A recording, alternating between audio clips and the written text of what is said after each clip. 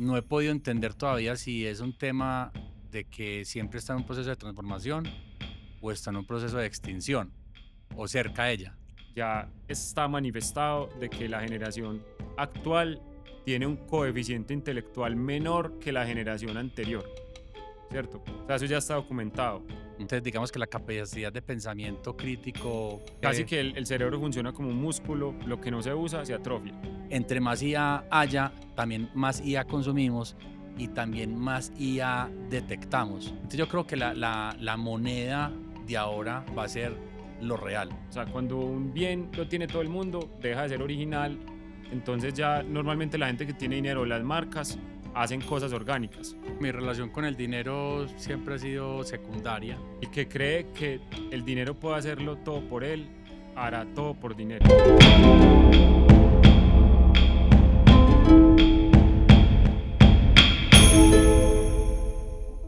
Bueno, Alejo, primero quiero darte la bienvenida. Eres un colega director.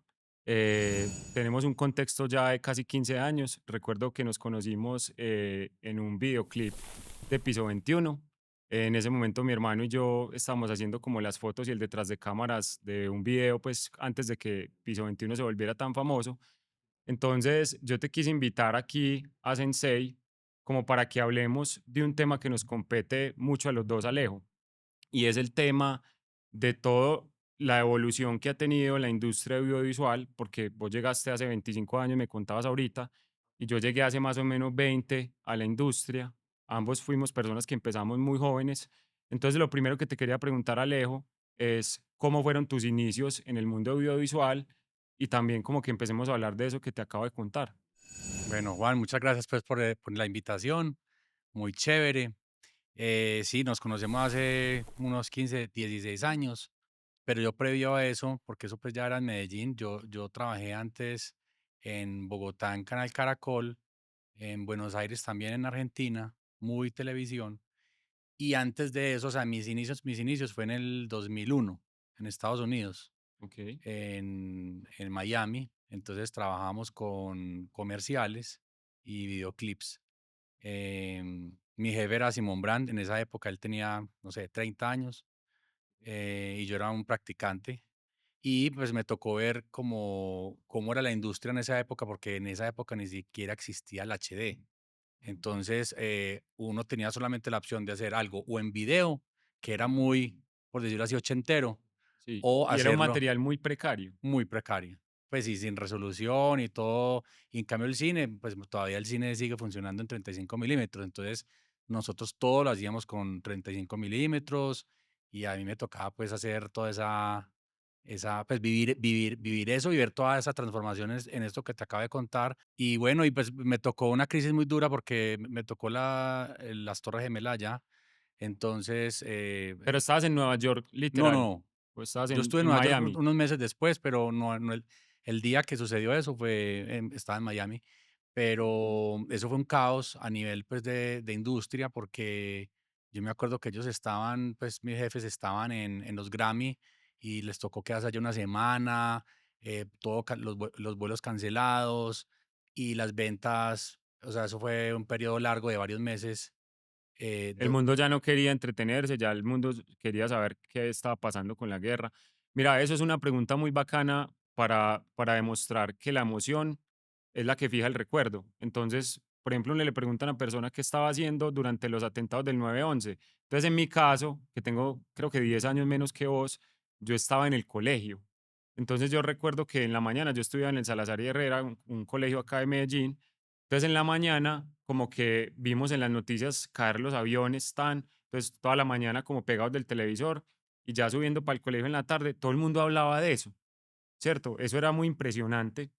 Yo creo que ese es el evento televisivo más documentado de la historia, porque en esa época, también hablando de la televisión, fue como también la época dorada de los medios de comunicación, ¿cierto? Porque era CNN, era pues todo el mundo como en vilo, y ese tema ya como, como el vilo de la gente de que nos íbamos a meter en una guerra. Entonces, también como hablando de la industria audiovisual, también la televisión en ese momento como que tuvo su época dorada y la televisión hoy también se está transformando, ¿no crees, Alejo? Sí, porque en esa época la televisión era centralizada en en pocos puntos de distribución. O Exacto. sea, los canales, si hubieran muchos, listo, pero no es comparado con lo que uno puede tener hoy en canales de YouTube, en plataformas. Ahí era ciertos canales de televisión. Aquí en Colombia, por ejemplo, estaba RCN, Caracol Televisión y los del Estado. Que también estaban en su prime, porque estaban en ese momento sacando Betty la Fea, ¿cierto? Y yo recuerdo que el segundo en televisión me decían, pues, gente que valía como 30 millones de pesos el segundo en televisión, pues, yo recuerdo cuando Sí, estaba con el abuelo, que en ese momento yo vivía con mi abuelo, que cada que daban las 9 de la noche era toda la familia a ver Betty la Fea, eso ya uno no lo volvió a ver, ¿cierto? eso Ya ya las no se volvió a plataformas ver. son como para la gente individual y no reúnen las familias. Vos, por ejemplo, ¿te acordás cuando veías Betty la Fea o no viste Claro, algo de eso? claro, claro, no, todas las novelas, desde Dejémonos de Vainas hasta Betty la Fea, yo creo que fue de las últimas.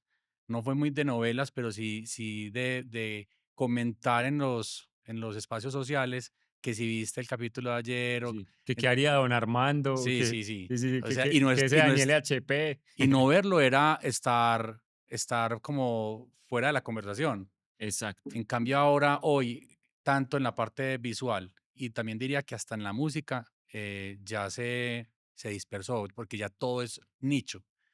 O sea, lo que es mainstream, son muy pocos artistas, por ejemplo, en la música, casi solo pero reggaetón es mainstream. yo escucho mucho, por ejemplo, música indie, me encanta, Mm, pero es muy difícil encontrar a alguien que escuche exactamente lo que yo pues escucho porque encontraste alguien que le gusta el indie también, ¿no? porque no es como, ay, tal emisora, que era donde todos escuchábamos lo mismo, o los programas de música, ya todo es muy de noche. Lo mismo sucede con el audiovisual. Y, por ejemplo, el fenómeno MTV, o sea, la atracción que tenía MTV en los 80s, 90s, ¿cierto? Que fueron como los primeros videoclips, ¿cierto? Que empieza con Michael Jackson y toda esa gente que empezó a hacer como videoclips.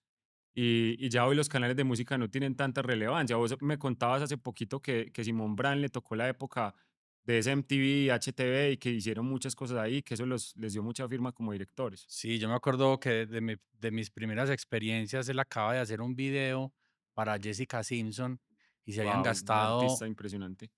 como casi, era como $970,000, o sea, casi un Wow, millón de dólares wow, en un videoclip. en un videoclip. Y el Y artista eso pagaba y el eso, artista paga eso porque eso salía en TV y ya, y eso no porque necesitaba valía más, tanta plata lejos, pues por porque eso ya no se ve hoy. porque en TV llegaba a toda la audiencia completa. Ya usted saca el mismo video en MTV y le va a ver una porción muy pequeña de la De hecho, población. creo que MTV se acabó o MTV sobrevivió. Hace, ¿qué? Un mes, sí, hace Y poco. HTV también se acabó. Hace rato que era el MTV latino y a Simón le tocó esa época de la parte, porque pues él finalmente es colombiano y por encima de él pues iba a estar muchos directores nativos de allá. Entonces él aprovechó fue ese mercado latino y ahí eso fue donde él estalló, Y explotó. sabes que te voy a dar como un dato histórico que yo sé que vos conoces ese espacio, ¿cierto? Este espacio era de una productora muy legendaria de los mediados de la primera década de los 2000 y una productora que hizo muchas cosas en la década del 2010 al 20, que es Locomotora, que Locomotora fue la creadora de estos estudios donde está hoy Sensei, Ujú. ¿cierto? De hecho, te cuento, estamos haciendo un largometraje con el director Fernando Puerta, que ellos llegaron a tener 10 videoclips en el conteo de HTV y ellos eran como la productora más famosa de Medellín de videoclips. ¿Vos te acordás de eso, de Locomotora? Claro, es que Locomotora siempre fue el referente del que se quería meter en la industria audiovisual. Uno decía, si usted hay que meterle la pata a la locomotora si vos querías tener como un referente a vencer. Era el referente. Sí. Y bueno, pues aunque ellos fueron muy rock y la música rock ya venía como bajando, entonces luego fue el reggaetón y la música tiene como capitales. Sí, Pues claro. mira que, por ejemplo, en los 80 más o menos el rock en español era Puro Buenos Argentina, Aires. ¿cierto? Pero ya en los 90 empezó como a migrar un poco a México, Sí. las disqueras Sí, allá. todo ese tema de Panda, de Cuda, todo el fenómeno RBD, todo eso se dio en México, en el DF principalmente. Pero sí, es Y verdad, luego eso, se movió a Medellín. sí, total. O sea, uno qué iba a pensar en los 80 que que la capital de la música principal de casi todo lo que se hace iba a ser la ciudad en la que uno estaba. Sí, total. Y ahí vino otra productora que fue 36 Grados. Exacto, que ya iba a hablar de eso, que de hecho Harold, pues que es conocido de los dos, Colega, sí, que yo también literalmente estuve en algunos proyectos con Harold, ¿cierto? En cargos pues como muy pequeños, en los primeros videos de Maluma, ¿cierto? Porque mi hermano y yo también le tomamos fotos a Maluma cuando no lo conocía nadie, literalmente, o sea, Maluma tenía por ahí 16 años, 15 años, sí, pero todos los que conocimos ese pelado dijimos, este man va a ser un grande porque tenía una seguridad sí, sí, sí, impresionante, sí. siempre ha sido muy bonito, ese man como que Sí. siempre se ve bonito con todos los looks, calvo, o sea, siempre como que es un man que tenía mucho feeling y muy rápidamente se volvió una superestrella. Entonces, muy bacano hablar ahí de 36 grados, que fue como la que cogió, como lo que hizo Locomotora desde el rock y desde el pop, y ya ellos como que se empezaron a nutrir como de todo lo que pasó con la industria naciente del reggaetón, con exponentes como Golpe a Golpe, como J Balvin, que recuerdo que pues son todos colegas de nosotros cuando empezaron a hacer los primeros videos como básicos de Golpe a Golpe y eso, que eso se empezó como un polvorín y ellos crecieron como con esa industria y J Balvin y Maluma sobre todo pues como que fueron los que empezaron a jalonar la industria, ¿cierto? Harold fue camarógrafo mío en un proyecto de un proyecto corporativo. Ajá, Ahí fue donde yo lo conocí. eh, y para mí ha sido siempre de admiración. O sí, sea, total. Muy y no joven. solamente él, sino pues también su grupo. Yo me acuerdo que yo tenía una empresa antes, yo tenía una agencia y yo luego pues formé Focograma ya solo y en esa transición yo me contacté con ellos porque yo escuchaba mucho 36, entonces los llamé y lo conocía, claro, es que yo ya te conocía. Y entonces me dijo, no, ¿por qué no nos dirigís a algunos proyectos? Entonces eso a 36 grados tenía apenas que como cuatro ¿Y qué años. videos hiciste para 36 grados? Yo dirigí uno para Carol G, no era conocida. Imagínate O sea, otro mega lo mismo que exponente. Piso 21, antes de ser Sí, sí, famosa. sí. Eso fue hace como 10 años, 2015, 11 años. Pipe Bueno, Gotay, El Auténtico. Sí, hice como. Ah, bueno, y también estuve con Maluma en este estudio, pero no haciendo un videoclip, pero estoy haciendo una cosa para 36 grados. En este estudio con Maluma, y me acuerdo mucho porque estábamos almorzando ahí, haciendo un crucero, un comercial para un crucero en donde él era pues, para unas quinceañeras en donde él iba a cantar. No, y Balvin también ha estado en este estudio. O sea, este estudio, digamos, hoy en día ya hay estudios mucho más grandes en Medellín, pero este estudio fue de los primeros en Medellín que tenía parrilla de luces, que tenía aire acondicionado, que tenía unas oficinas muy bacanas. Entonces, como que literalmente, como que Sensei hoy está como en un lugar histórico como del Sí, audiovisual local. sí, sí, sí, sí, de estudio independiente, aunque mis primeros inicios, mejor dicho, los que me metieron a mí la goma a esto fueron los de Videobase. Ah, claro. De hecho, te cuento algo. Hace poquito hablé con una persona que trabaja en Videobase, que es como muy cercana, y justo Videobase, que era la productora donde yo quería trabajar. Mira, te cuento, yo cuando tenía como 18 años, yo la única vez que he intentado como trabajar en algún lugar, porque yo soy emprendedor desde los 17 más o menos, 16 años, Ah, la única vez que yo como que me fui a ofrecer casi que gratis para trabajar era en Videobase. claro, Porque eso tenían unos equipos y eso tenían varios pisos de un edificio por la Guacatala, ¿cierto? Yo recuerdo a Don Nacho, ¿cierto? Que era como los dueños Luge, de Biobase y eso tenían como plataformas de postproducción en Avid, hacían animación, hacían como lo que vos también terminaste haciendo, que es como los videos corporativos y eso grandes, ¿cierto? Que también los roban en cine, roban comerciales en cine. ajá, Entonces, también como que la vida da muchas vueltas y yo también hice muchos proyectos para Biobase. O sea, literalmente como que le agradezco mucho a Biobase porque ellos me contrataban cuando yo tenía 22 años, 21 años, no había terminado de salir de la universidad y como que nos metían en los proyectos.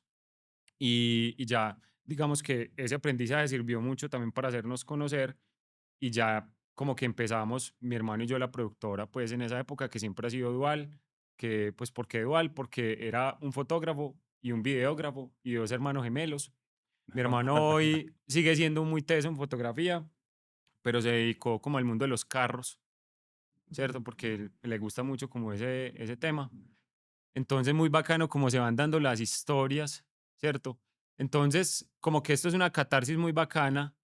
¿Vos qué pensás que sigue para la industria audiovisual en Medellín? Hablemos de un elemento que se llama un cisne negro, como la pandemia, ¿cierto? Es como un evento como altamente impredecible que llegó y nos golpeó, ¿cierto? Y a todos nos descolocó. Contame, por ejemplo, ya en esa etapa prepandemia y pandemia, ¿qué empezaba a pasar en el audiovisual? Pues, en el audiovisual, no, eso al principio éramos, pues, primero uno era preocupado, pues, porque a uno o a los papás de uno no les fuera a pasar nada. Uno dejaba de último el pensar qué iba a pasar con el trabajo. Además que era un tema colectivo y no a nivel local ni nacional, era un tema mundial. Entonces, todos estábamos en la misma situación. Entonces, de alguna forma eso como que ayudaba a procesar mejor, ese tema. Pero claro, no se podía grabar. Pero muy pronto, o sea, yo creo que no pasaron ni 3 meses, empezaron a salir unos protocolos. Entonces, digamos que el aguante no duró Pero tanto, vos en tanto. pandemia, ¿tuviste un problema en tu empresa o fue un buen año? Fue un buen año en el sentido de que a mí me tocó financieramente hacer un análisis y decir, mi administrativa, pues, que se llama Joana: "Joana, ¿cuántos meses si reducimos el punto de equilibrio al mínimo, cuántos meses sin ventas tendríamos? Para saber si puedo mantener la gente o no". Y me daba como, eso era marzo, me daba como hasta diciembre. Ok. Entonces yo decía: "No, no hay que sacar a nadie, pues imposible que de aquí a diciembre no haya cero ventas".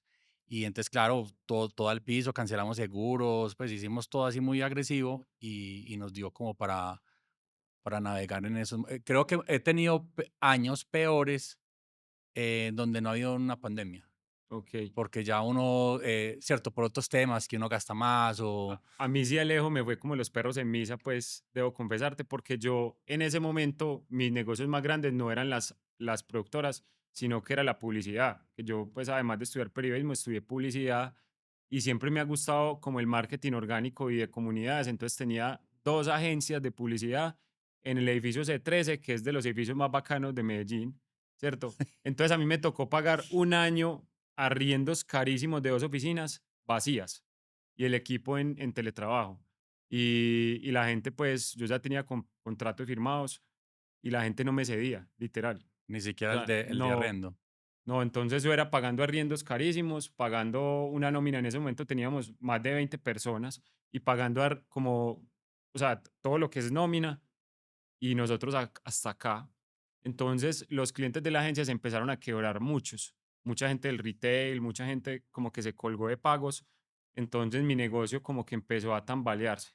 Ese año, pues, como que pasando rápidamente, pues yo me separo, ¿cierto? Entonces, como que se dio como un golpe muy fuerte y yo como que dije, cierro esto y más bien me dedico a pensar otra cosa, ¿cierto? Entonces, mira que qué contradictorio que vos decís que fue un buen año y que lograste sobrevivir. A mí sí me tocó casi que reducirme a 2 o 3 empleados, ¿cierto? Y eso que fue la gente como de más confianza, que incluso tuvo que esperar.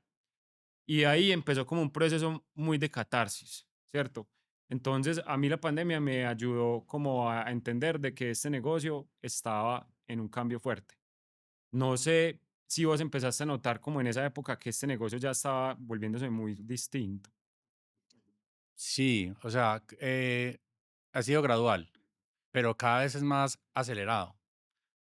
No he podido entender todavía si es un tema de que siempre está en un proceso de transformación o está en un proceso de extinción o cerca de ella. O Diría ambas. que es más como la primera.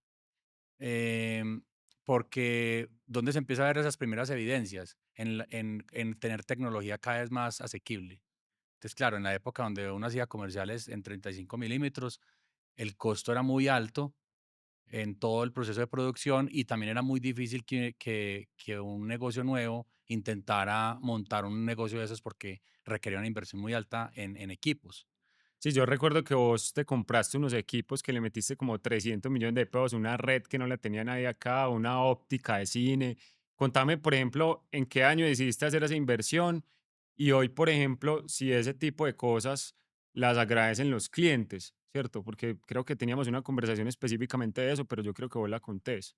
Sí, pues yo siempre, bueno, sí, eso que estaba hablando pues de 35 era por un tema pues de cómo la tecnología, ahí todavía se podía uno meter en tecnología alta y sobre todo a nivel de óptica. Entonces, eso fue hace que como 8 años.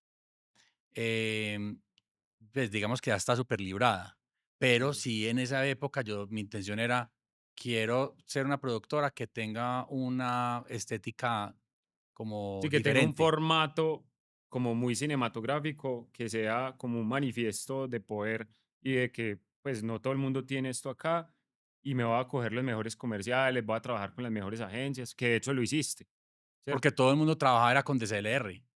Sí, Entonces yo decía, ¿qué cámara o configuración no es una DSLR, pero que se vea súper diferente entre eso y lo que yo muestre? Y no poner un valor adicional. Entonces digamos que ahí uno como que genera posicionamiento, marca. Pero sí empiezo a y ver a partir de un exclusividad. punto que el cliente ya no empieza a notar esa diferencia, o si la nota, no le da valor. Entonces, claro, uno está acostumbrado en cierto punto de la vida a trabajar o con personas mayores que uno o con personas de la misma edad que uno. Pero cuando uno empieza a trabajar y que la mayoría de la gente que te rodea es menor que vos ahí empezás a ver, aquí hay diferencias y tengo que Y es adaptarme otra a esa visión. generación que ni siquiera ve el mundo así, sino que lo ven vertical en una plataforma de TikTok. Además, no son videos largos, sino que son videos de 30 segundos y de 1 minuto que tienen que ir a 1000. Y no, Alejo, vos no pensás que la lentitud en la narrativa se perdió. La lentitud, total, total, porque, a ver, o sea, primero uno se tiene que adaptar. O sea, si uno pone resistencia, eh, Sí, total. uno va a perder.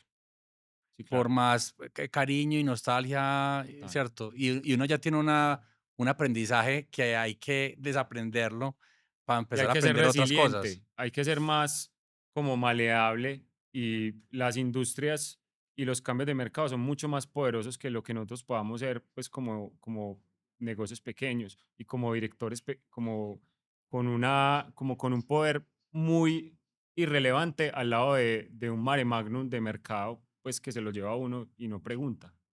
Y ahí no hay nada que hacer porque es uno contra el planeta. Y a uno, pues a mí esa transición no me gustó, pues como en el gusto de cómo me gustaba contar las historias. Y Total. yo decía, ya esas historias no se pueden Hoy contar. no se hacen videos más bonitos. Yo siempre he dicho, hoy no se hacen videos más bonitos. Hoy se hacen videos más baratos que cuentan de pronto cosas como más rápidas y que capturan la atención desde sesgos o desde los copies. Pero hoy los videos más bonitos no se hacen, ¿cierto? De hecho, yo creo que la época en donde había más como dinero para meterle a a la producción ya pasó. Todavía se ve, todavía se ve, pero yo ya estoy más del lado de hacer, pues, de la adaptación. Pero todavía pasa que hay clientes, sobre todo las agencias, que necesitan hacer un comercial y sí, director de fotografía y lentes, no sé qué, o sea, todavía como cuando hace 10 o 20 años. Eso Exacto. todavía se ve, pero Es más escaso. ya no es mi nicho en este momento casi. Pero el tema de lo que vos dices del contenido corto, lo veo mucho con mis hijos porque, pues, yo creo que ahí es donde uno ve la realidad de las generaciones futuras. Claro. El tema de la atención corta sí es un problema. Yo trato de inducirlos a que vean contenido largo porque creo que el tiempo de atención es muy Sí, reducido claro. para hablar con ellos, inclusive hasta Sí, es para. una generación que va a 1000 y que nació con una tableta en la mano, ¿cierto? Un celular.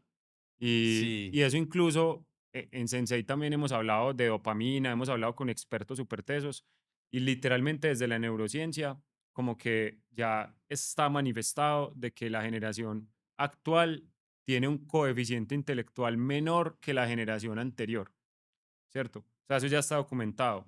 Ujú. Y los únicos cambios relevantes en el comportamiento humano es la inmersión de la tecnología, porque de resto nuestra vida no ha cambiado tanto como incluso las tecnológicas quieren. Pero sí, literalmente lo que lograron las tecnológicas es que a todos nos pusieron un celular en la mano y ya hoy en día no tener un celular es prácticamente como que no poder coexistir en la ciudad, ¿cierto? No, y el tema de la inteligencia artificial que está, pues, ya digamos en todos los frentes, ya alguien le manda un resultado y lo pone ahí, o necesita escribir un correo difícil, entonces no se sobreesfuerza para hacerlo. Entonces, digamos que la capacidad de pensamiento crítico puede Y casi verse que el cerebro funciona como un músculo, lo que no se usa se atrofia. Entonces, si vos tenés la tentación de que, no sé, tu jefe te pide un correo o un copy muy bacano y tenés ahí el chat ChatGPT o tenés Anthropic o tenés la IA de Google, entonces tenés la tentación de que él lo pueda hacer mejor que tú si no te esfuerzas, ¿cierto? Pero si eres bueno, lo haces mejor que ella. Pero el jefe te pide una cosa, entonces tú prefieres como quedar mejor con él y entregarlo más rápido. Y la otra es que hay mucha gente que está como esteroidada con la IA también, entonces como que esteroidada. o sea, digamos que la gente hoy tiene que tener un nivel de productividad Mm, superior a hace mm. 5 años. Entonces ya, la persona que no produce en la misma cantidad que la gente que está utilizando todas esas herramientas es una persona menos productiva. Y así esté haciendo las cosas bien, eso no se valora. Entonces estamos entrando como en una espiral autodestructiva por la productividad como grande y nosotros no tenemos nada por hacer pues como con eso. O vos pensás que sí hay cosas por hacer. Yo creo que el tema de la inteligencia artificial aún no se puede predecir. Y creo que ahí dividen en 2 personas, los pesimistas y los optimistas. Yo soy optimista, vos qué sos. Yo soy más del optimismo y creo que la inteligencia artificial, por lo menos en lo que tiene que ver con esta industria que es el audiovisual, puede ser simplemente que se reemplaza una cámara por un computador, pero que se mantiene el tener que un humano contar una historia y buscar la conexión. Sí, Puede pasar el día de mañana que hasta eso lo haga. Pero yo sí he visto mucho con la IA y lo veo también con mis hijos, es que entre más IA haya, también más IA consumimos y también más IA detectamos. Al principio claro. cuando veíamos Sí, se vuelve el una ojo como más clínico. sí, sí, y en el texto también, si a vos te mandan un mensaje de felicitación, usted sabe cuándo te están felicitando Y por se vuelve ChatGPT. como un sinónimo de como de mal gusto, como este man no me Exactamente. gasta tiempo. ¿Sí o qué? Este man no me gasta tiempo o no me está expresando, no está siendo auténtico. Entonces yo creo que la moneda de ahora va a ser lo real, lo auténtico. Entonces yo creo que se va a disparar por la inteligencia artificial van a ser los conciertos en vivo, Sí, el teatro, así como Chalamet que dice que el ballet y el sí. teatro nadie lo ve, Pero es que ahora sí lo van a ver. Chalamet, y con el perdón, pues, de ese man tan famoso, o sea, Chalamet a veces tiene como la pendejada de la gente de generación Z, que se creen mejores solo porque son la nueva generación, ¿cierto? Pero entonces a mí me gustó mucho la cachetada que le metió Spielberg. No sé si lo Y todos escuchaste. los teatros que le sacaron Sí, mensajes, sí. entonces le dijo, incluso una respuesta muy, muy polite, muy bacana, porque le dijo, mira, hay gente que quiere que esas industrias sobrevivan, ¿cierto? Por ejemplo, nosotros queremos que sobreviva el cine tal y cual, digamos que lo conocemos. Incluso Spielberg es como uno de los paladines defensores del cine como era antes, ¿cierto? ¿Por qué? Porque es que, mira, hoy en día con todo ese contenido dopamínico, personalmente yo ya no veo cine en plataformas. Yo, pues como soy un man cinéfilo, yo voy normalmente 2 veces a cine, los miércoles y los domingos. Si tengo que ir solo, voy solo, si voy con la novia, voy con cualquier persona. Pero para mí el cine es una religión, ¿cierto? Es como que es mi momento de desconexión, es meditación. Pues te referís a ir a la A la sala, ir a la sala, pagar la boleta, pagar la entrar, todo, boleta, crispetas, obviamente. todo, o sea, yo hago Así uno todo. haya comido, uno tiene que comer Sí, crispetas. claro, literal, ¿no? Porque si no hay crispetas, como que esa Sí, película no, no se ve no, igual. eso a palo seco, no. Entonces, personalmente, pues como que yo tengo mi teatro en Medellín, que es Vizcaya, que es, digamos que muy cerca donde las zonas, pues en las zonas donde siempre he vivido, pero no solo por eso, sino porque es un lugar que no va tanta gente y al mismo tiempo tienen como buena curaduría de cine. Porque no, por ejemplo, vos vas a ciertas salas y solamente es cine como palomitero, que también me gusta, porque a mí me gusta todo el cine, pero por ejemplo, esta película, no sé, de una productora como A24 o una película que acaba de ganar en Cannes, ella está allá y tienen un nicho que valora eso y si bien las salas pues no se llenan full, pero al menos está la mitad de la sala llena y se está moviendo la industria y uno se ve hasta con las mismas personas siempre que le gusta el cine, que por lo general como que al menos en esa plaza es gente mayor. Yo no sé si a qué cine vas vos o vos qué pensás de la experiencia de cine, si vas con tus hijos, con tu esposa. Sí, a mí me gusta IMAX, Sí, porque entonces siento que IMAX el es cine brutal. normal a veces puede ser como uno ver televisión un poco. No estoy diciendo que sea lo mismo, pero Sí, para mí el IMAX sí es como que yo digo, bueno, esto sí vale lo que me cobren. Entonces, por ejemplo, cuando fui a ver el de Get Back de los Beatles en IMAX, yo lloré, o el de impresionante la ese. el de la cuando pues sí, todo el tema de Neil Armstrong cuando el primer Sí, hombre en la sí, luna sí, no. en 70 ¿Sabes? Yo que milímetros, estuve impresionante. en el Sphere de Las Vegas. Ah, Es una cosa no, no loca, he es ido. carísimo, pues, porque vale más de $200 la boleta, Eso ¿cierto? es una experiencia. Pero es una cosa que es como 20K y es una cosa inmersiva, ¿cierto? De hecho, te doy un dato, la Sphere está perdiendo como $15 millones mensuales porque le invirtieron como $1.000 millones a esa vaina y la Sphere pretendía como que la gente llegara a ver una experiencia nueva en Las Vegas, iban a hacer una en Londres, iban a hacer una en París, iban a llenar el mundo de Sphere y ya cancelaron, creo que como Y que se ya se van a solamente está en quebrar. Las Vegas. Sí, porque es un negocio que no ha funcionado tan bien. Pues en mi caso, uno que gana dinero colombiano, pues uno gastase 1 millón de pesos en una boleta. Es muy bacano. Nosotros fuimos a ver el Mago de Oz, ¿cierto? Que es bacana, pero igual yo creo que el problema es el contenido. Porque para poder hacer la Sphere hay que hacer un montón de cosas para poder adaptar a ese formato. Y también es muy bacano, pues, la experiencia de estar al lado de la Sphere, ¿cierto? No sé si vos te gusta la Fórmula 1, creo que vos tenés un hijo que es muy apasionado de Sí, la sí, Fórmula 1 estuve allá el año pasado, en Las Vegas. no, en Miami, en Exacto, una carrera. entonces muy bacano porque eso se vuelve como un tema de experiencia y entonces ahí volvemos a lo que vos decías, ¿será que en el futuro la experiencia es como lo que manda la parada? Sí, la experiencia definitivamente, de pronto uno como que siempre la había tenido ahí, entonces uno la daba por sentado, se volvía casi que paisaje, y ahora sí, o sea, como que lo real, tocar las cosas, como que nos volvemos más cinéticos que visuales, yo Sí, creo. total. Entonces, ya, pero yo creo que llevado al mundo audiovisual, lo real también va a aplicar, porque, por ejemplo, esto no hay forma de hacerlo en inteligencia Sí, artificial, total. no hay forma. Sí, sí, sí. O por ejemplo, si vamos a hablar en ciertos medios, las marcas que abusan de la inteligencia artificial, por ejemplo, cuando el caso de Frisbee, entonces todos con Frisbee, entonces se vuelve un poco, como vos decías, ya Se se vuelve vuelve, barato porque todo el se mundo vuelve lo hace y barato. no es un bien escaso. Y eso pues es una ley de oferta y demanda. O sea, cuando un bien lo tiene todo el mundo, deja de ser original. Entonces ya normalmente la gente que tiene dinero, las marcas, hacen cosas orgánicas. Vos sabés el caso de, creo que fue Coca-Cola, que fue como que hizo un comercial con IA y a nadie le gustó, Sí, ¿cierto? sí, sí. Y después Apple sacó como un comercial con marionetas a mano, una cosa súper teatral y fue un éxito, ¿cierto? Entonces, eso fue uno de los primeros chispazos, eso pasó creo que a finales del año pasado y principios de este.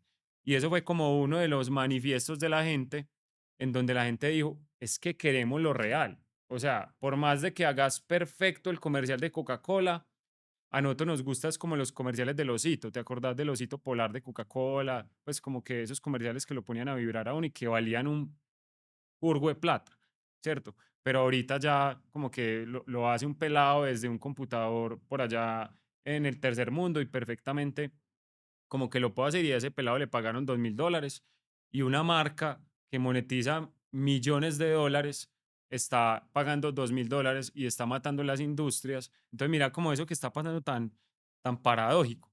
Sí, porque es que, y yo creo que toda la vida ha existido ese concepto de que lo hecho a mano es mejor. Pues mira, por ejemplo, en las artesanías. Vos Sí, perfectamente puedes hacer un jarrón hecho en una máquina y perfecto y cierto, y diseñado en computador y que no tenga absolutamente ningún error. Y hacerlo a mano siempre va a tener Pero porque sus hay una historia errores, detrás. pero hay una historia detrás, esto lo hizo alguien que es de la comunidad no sé qué. Por ejemplo, en la música en los 80s, 90s, la música se hacía como se graba en estudio y los músicos todos tenían que tocar al mismo tiempo, pero al mismo tiempo era que si vos mirabas milimétricamente, ninguno le pegaba al mismo tiempo y de pronto habían desafinaciones, pero eso es lo que lo hacía como más, Sí. como si estuviera Y en vivo, y así fuera una grabación de estudio. Pero entonces muy bacano eso de la música. A ver, mi cantante favorito en español es Gustavo Cerati, ¿cierto? sí, Entonces, Gustavo no solo fue un genio en las letras, ¿cierto? Sino que también fue un man que experimentó los sonidos como muy poca gente en el rock en español lo hizo. mm, Entonces, cuando ese man empezó como a trabajar con los sintetizadores, como a innovar en la música, ¿cierto? Eso es muy bacano y uno ve como la manera tan análoga que lo hacía y ahorita alguien puede generar eso súper fácil, pero uno sigue viendo el sonido de Soda Stereo o de Cerati ya como solista y uno sigue viendo un maestro detrás ahí, un man muy iluminado para escribir, una banda muy conectada. Entonces, me acuerdo de lo que me contaste ayer en una conversación, que estaban haciendo un concierto. Contame eso un poquito con un holograma de Cerati. ¿Te acordás que te conté? sí, que Cerati, pues, la Soda Stereo todavía sigue como marca y ellos hicieron una gira con Cerati en holograma. Entonces, aunque es hecho digitalmente, la experiencia para el público es real.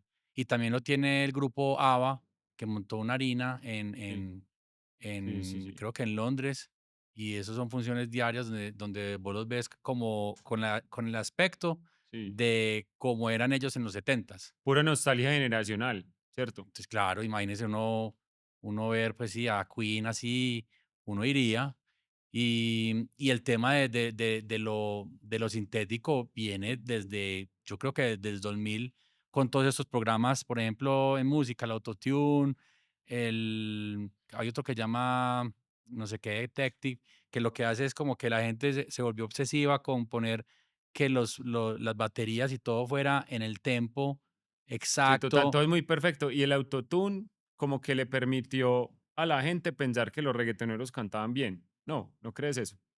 Pues hay eh, unos que sí cantan bien, Hay unos pero el que sí noventa cantan por bien, ciento no canta tan bien. pero eso está en el reggaetón y en todos los géneros. Pero vos coges música de los 90 y a vos te gusta eso como crudito, inclusive pues se pone de moda otra vez utilizar el vinilo porque ay, que tiene el Y que los sonidito. rasgaditos de la voz, que el ruido, en el caso de nosotros que nos gusta el cine, el grano, ¿cierto? Exactamente. Entonces yo creo que uno como que también tiene que, para el perfeccionista, deberías como entender que lo que más coge valor es lo más artesanal. Eso es lo que debería ser ahora más valioso y también lo más consumido por el público, porque no creo que el público vaya a estar consumiendo tanta basura de IA que ahora se llama AI Slope. Ya Sí. la gente la evita, entonces ya uno ve, por ejemplo, en FreePic, vas a buscar una referencia, la mayoría de las referencias ya son en IA, entonces cada vez se está destruyendo más Sí, como la referencia de lo que son los artistas y la es creatividad. que mira, a mí me gusta mucho la lectura y hace poquito compré como un libro que habla como de, es una autora oriental que habla como de cómo Sam Altman, el dueño de OpenAI, como que literalmente, como en las películas, como que quiere dominar el mundo. Entonces ella dice que la IA es el sueño como de la hiperproductividad. O sea, es el sueño de esos escaladores de Silicon Valley que quieren como casi que prescindir al máximo de su planta de trabajo para poder generar como valor infinito a menor costo posible. Entonces ella habla que ese tema de generar valor infinito es imposible. Entonces se habla que está por llegar el tema de la burbuja de la IA. Y por otro lado, como que otros estudiosos del cine y eso dicen que es bueno porque lo tildan como el final de la carrera armamentística por la perfección en el cine. Entonces, mira que siempre como la gente que quiere como alcanzar la perfección, al final, pues la perfección es una utopía. Es como una cosa que nunca vas a alcanzar y llega un momento en que lo imperfecto se vuelve lo perfecto. ¿No crees eso? Como hoy en día todo eso, ¿será que la IA nos va a permitir volver al origen? No sé si esa palabra podría ser una buena Sí, palabra. esa sería la versión positiva. Sí, Yo soy optimista. sí, sí, sí. ¿Sabes qué? Hay una frase que no me acuerdo quién dijo, pero dicen como que ningún optimista cambió el mundo. Perdón, ningún pesimista cambió el mundo. En cambio, los optimistas fueron los que generan los Sí. cambios. Y realmente, como, ¿qué sentido tiene uno ponerse a ver el mundo con el vaso medio vacío? Pues eso lo mete a uno como en una espiral como autodestructiva. Yo creo que siempre hay que ver como el lado de la moneda positivo. Sí, pero es muy fácil decirlo. Es verdad, Ver el lado positivo de las cosas, sí, a veces el contexto que te rodea, claro, son barreras para uno de pensar positivo. O sea, pensar es positivo verdad. a veces puede ser de personalidad, pero si uno realmente tenés un contexto que te rodea negativo, como por ejemplo cuando te estabas quebrando, Sí, claro. estar en el que te digan: "No, no te preocupes". Uno dice: "No, sí, voy a cambiar el chip de Pero de de sabes no qué, Alejo, yo preocupación". nunca, o sea, yo no he vivido mis quiebras con tanto dolor. O sea, yo acepto, ¿cierto? Yo siempre digo, pues, a mí me gusta mucho el budismo, yo soy iniciado en budismo, y a mí me gusta como pensar de que todo es para bien. Entonces, realmente como que hoy hice muchos cambios como en mis modelos de negocio que fueron por esas catarsis. Entonces, yo lo que hacía era que cuando perdía mucho dinero, yo siempre decía, como más se perdió en el diluvio, y vamos a hacerlo otra vez, ¿cierto? Y también es porque yo he trabajado mucho el desapego. Entonces, nunca he sido apegado al dinero. Entonces, como que lo doy con amor y cuando se me va también lo despido con amor. Entonces, yo no he vivido mis quiebras con tanto dolor, aunque sí he sufrido, pero he sufrido muchas veces por otras cosas que son incluso hasta más contradictorias, pues, que eso. Por ejemplo, no estar haciendo lo que me guste, ¿cierto? No seguir como mis sueños de infancia. Eso me duele más a mí que perder dinero. No sé a vos si, por ejemplo, el tema del dinero te duele más que otras cosas. No, yo creo que mi relación con el dinero siempre ha sido secundaria. Yo creo que es el peor amor que uno puede tener. Sí, total. Es tóxico. Si uno solamente, o sea, si eso está en tu lista número uno, es tóxico. Pero tampoco puede ser que esté en la lista al final de la Claro. lista. O sea, El no. dinero es energía. Sí, sí, el dinero es súper necesario para uno, porque es un recurso, como el aire, como, ¿cierto? Como las Claro. calorías que uno Y necesita, es un facilitador de cosas. es un facilitador. Y obviamente, si uno tiene dinero, pues muy bueno.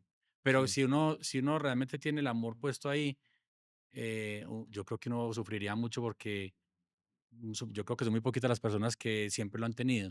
Es que yo creo que hasta las personas más millonarias sufren por. Mira, el que cree que el dinero puede hacerlo todo por él, hará todo por dinero. Y eso es romper valores, eso es dañar a otros. Mira, hay un libro que Es te perder recomiendo, perspectiva. hay un libro que te recomiendo que se llama Dinero Feliz, de un autor que se llama Ken Honda. Entonces, Ken Honda es apodado como el Warren Buffett japonés. Entonces, una vez le preguntaron a Ken Honda, que creo que tiene un patrimonio, es billionaire, ¿cierto? Entonces le dijeron, Ken, si a ti te quitaron todo el dinero que tienes en este momento, ¿te preocuparías? ¿Y sabes qué dijo?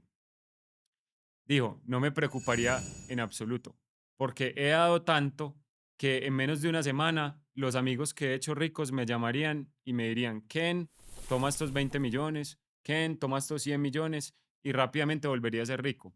Entonces, como que termina diciendo que el dinero es una energía y por eso uno lo tiene que poner a circular y lo tiene que dar con amor. Entonces, en el libro dice como que hay que darle gracias cuando pagas una cosa.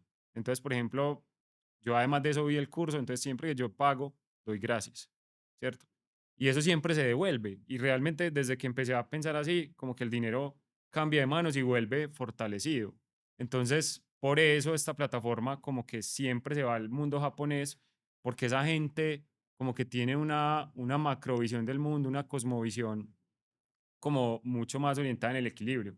Entonces, esta es la razón por la que como que creamos Sensei, que ahorita tuvimos una conversación de la Sí. plataforma que estamos creando. Entonces, por eso Sensei está como más como a mirar el mundo de Oriente ¿cierto? Porque lo que llaman Occidente, que viene de Roma, que está como personificado por Estados Unidos o por Europa, ¿cierto? Ujú, Normalmente se fija más en el dinero, ¿cierto? ujú. A costa de otras cosas. Entonces a mí me gusta más como la ecuanimidad, es decir, como todo en su justa medida, ¿cierto?